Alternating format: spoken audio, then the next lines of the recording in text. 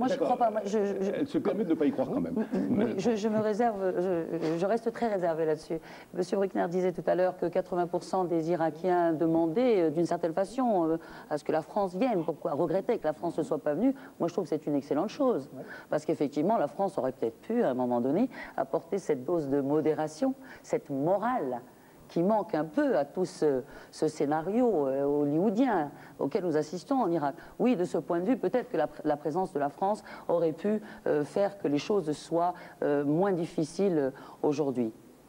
Bon, Monsieur Gottlieb, nous sommes tous, je pense, pour la démocratisation en Irak. Nous sommes tous pour un gouvernement fédéral, démocratique et représentatif. Nous sommes tous contents de la chute de la dictature de Saddam Hussein. La question aujourd'hui qui est posée, à part dans les quelques mois qui suivent la construction institutionnelle et tout ça, c'est comment faire fleurir la démocratie véritablement. Si vous regardez l'effort américain après la Seconde Guerre mondiale, pas simplement en Hongrie et ailleurs en Europe orientale, mais l'effort américain consacré, l'investissement stratégique américain consacré à l'Allemagne, au Japon et d'autres pays européens. Il s'agissait à l'époque, si on compte tous les flux économiques américains, que ce soit des prêts ou des dons entre 1945 et 1962, ils totalisaient 88 milliards de dollars de l'époque, c'est-à-dire des sommes énormes.